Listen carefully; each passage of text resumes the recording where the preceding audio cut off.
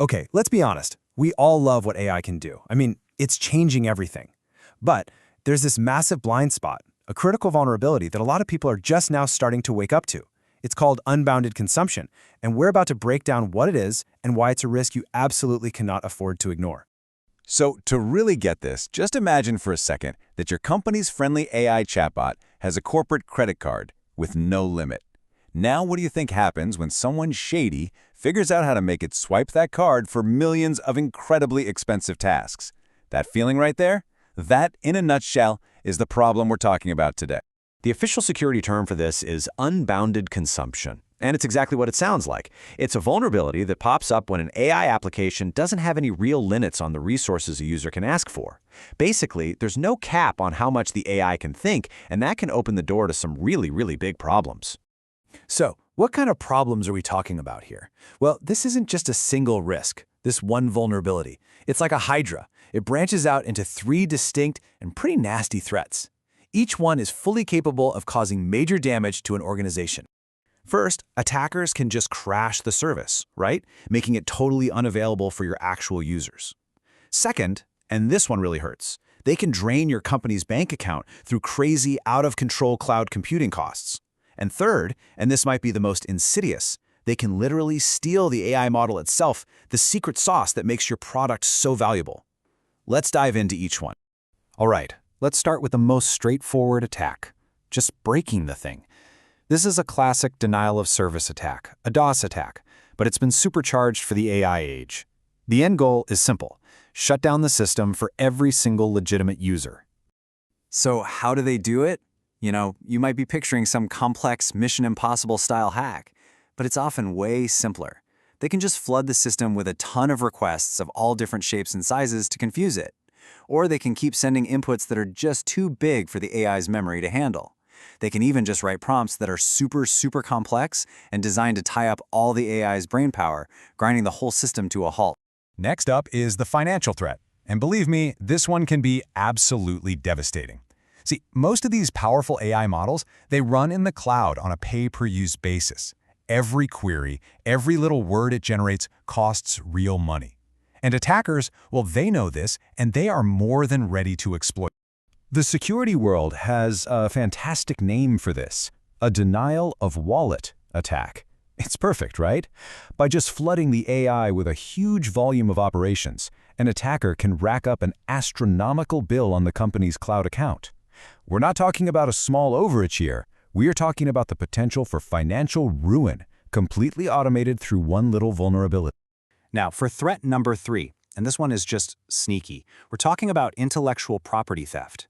For a lot of companies, their custom AI model is their most valuable asset, their crown jewels.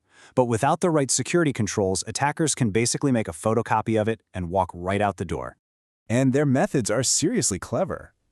Attackers can systematically ask the AI questions over and over again, kind of learning how it thinks, until they have enough info to build their own.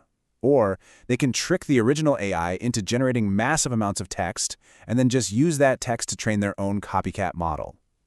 The key here is they aren't just stealing data, they are stealing the intelligence itself. Okay, so we've covered what can happen, but what does one of these attacks actually look like in practice? Let's walk through a real-world example. Okay, look at this. On the left, a perfectly normal, cheap query. What is the capital of France? Simple. On the right, though, that's a query that's technically valid but is designed to eat up a ridiculous amount of computer power and time. An attacker can automate sending thousands of prompts just like that one on the right, which will either crash the service or send the bill through the absolute roof. The difference is just a few words. And here's the heist plan for stealing the model. Step 1, the attacker just hammers the AI with queries to see how it reacts. Step 2, they scoop up all those answers into a brand new dataset. Step 3, they take a cheap, off-the-shelf AI model and use that stolen data to train it. And finally, step 4, boom, they have a functional clone that acts just like the original, super expensive proprietary model. Now, I know this all sounds pretty scary, but it is not a hopeless situation. The good news is that all of these threats are manageable if you approach security in the right way. So how do you actually build up those defenses? So how do you defend against this? Well, there's no single magic bullet. The best defense is a layered one. Seriously, think of it like securing a medieval castle. You don't just have one big wall, right? No way. You have a moat, you have high walls, watchtowers, guards inside. Each layer gives you a different kind of protection. And here's what those castle layers look like for an AI. On the front line, you've got basic input controls, things like rate limiting and user quotas to stop a flood before it even starts. Deeper in, you need resource management to put a hard cap on how much power any single query can use. Then you absolutely need robust monitoring, your watchtowers, to spot weird behavior in real time.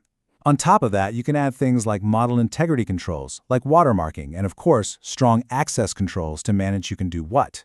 It's the combination of all these things that makes a system truly secure.